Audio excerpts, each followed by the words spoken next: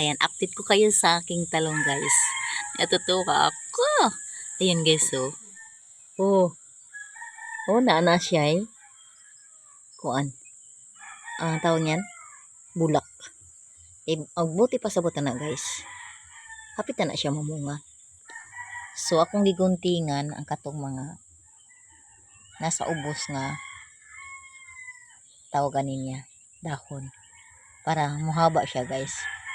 Para mataas siya ba? Nang ako siyang giguntingan. So, natuwa ako.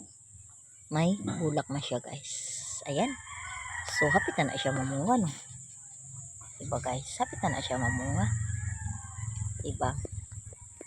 Ayan, good morning! Good morning, good morning, Philippines. Good morning, everyone. Tapos, ang akong, tawagan niya, kangkong. Hindi yung kangkong na, kangkong na Chinese. Yan. Ayan na, dararan. Dararan. Ayan guys. Hello, kangkong. Ayan na siya guys. Ang dami. Oh. Mauna ni siya guys, ang akong tanom. So, medyo matigas na yung lupa. Kasi, ang ulan kahapon is ambon-ambon ragad guys. At, wala nga siyang ulan ang nakarang araw lang. Ayan, ganito pala siya guys. Oh. Bawat puno guys, yan. Kuan ka,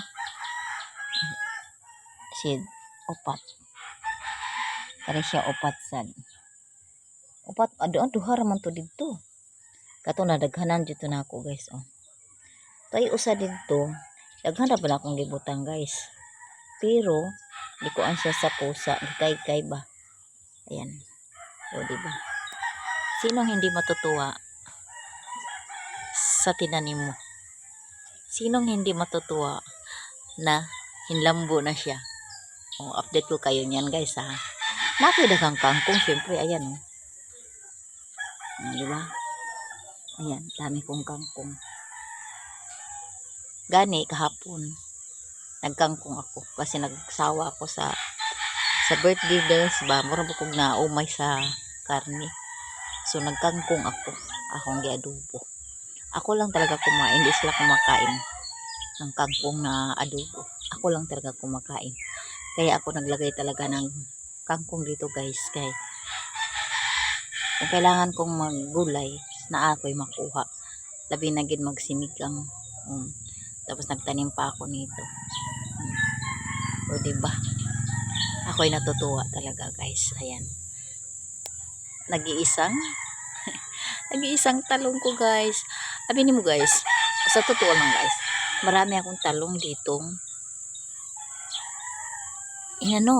tinanim. Hindi ko siya guys, bali ginanito ko din paglagay. Kaso isa lang talaga ang nabuhay. So matagal pa bago siya nabuhay guys ha. Diba? Tag-init nung nakaraang buwan. So matagal siya bago siya nabuhay.